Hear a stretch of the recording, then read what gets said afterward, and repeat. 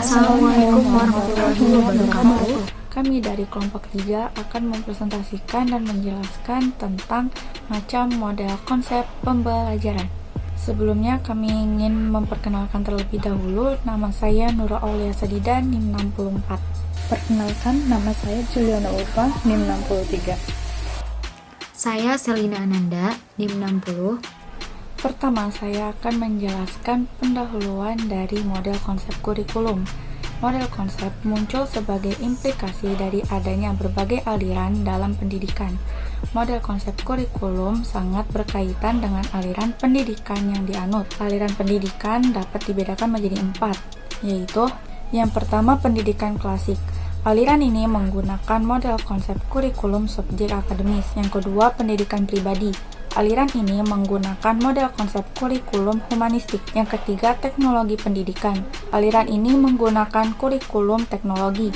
Yang keempat, pendidikan interaksionis. Aliran ini menggunakan model konsep kurikulum rekonstruksi sosial. Di sini saya akan menjelaskan kurikulum subjek akademis.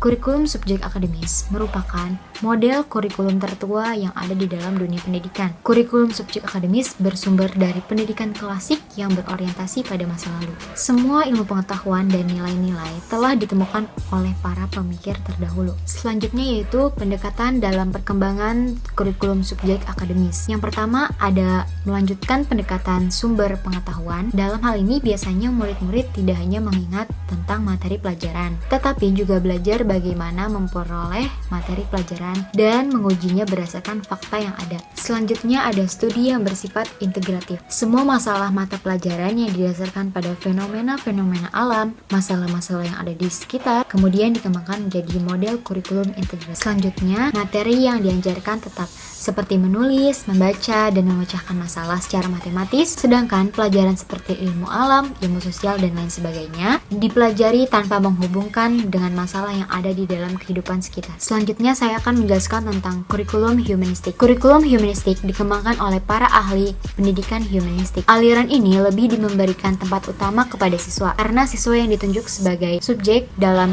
pusat kegiatan pembelajaran. Kurikulum ini berpendapat bahwa siswa mempunyai potensi, kemampuan, dan kekuatan untuk berkembang, di mana pendidikan tidak hanya diarahkan kepada pembinaan manusia yang intelektual, tapi juga dalam segi sosial dan efektif, seperti emosi, sikap, dan nilai, dan juga sebagainya. Kurikulum humanistik menuntut hubungan emosional yang baik antara guru dengan murid. Ia harus mampu memberikan materi yang menarik dan mampu menciptakan situasi yang memperlancar proses belajar. Sesuai dalam konsep yang dituntut, kurikulum humanistik menekankan integrasi, yaitu kesatuan perilaku bukan hanya yang bersifat intelektual, tetapi juga emosional dan juga tindakan.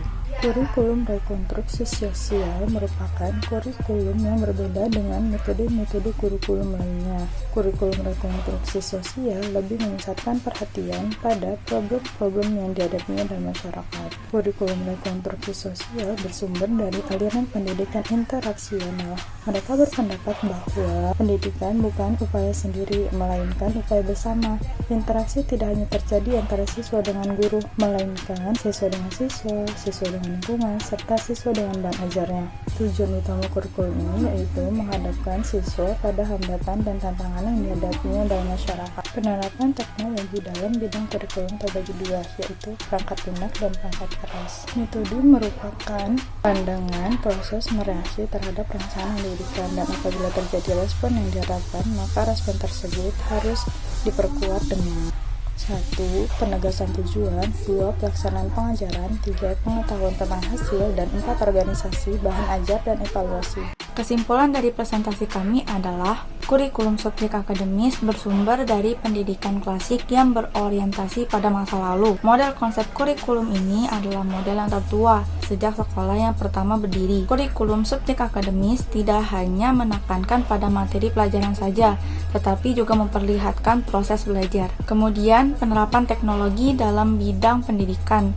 khususnya kurikulum dalam dua bentuk, yaitu perangkat lunak dan perangkat keras. Kurikulum humanistik dikembangkan oleh para ahli pendidikan humanistik. Kurikulum ini berpendapat bahwa siswa mempunyai potensi, kemampuan, dan juga kekuatan untuk berkembang, di mana pendidikan tidak hanya diarahkan kepada pembinaan manusia yang intelektual, tetapi juga dalam segi sosial dan efektif, seperti emosi, sikap, nilai, dan lain sebagainya. Kurikulum rekonstruksi sosial berbeda dengan model-model kurikulum lainnya. Kurikulum ini lebih memusatkan perhatian pada problema-problema yang dihadapinya dalam masyarakat. Kurikulum ini bersumber dari aliran pendidikan interaksional.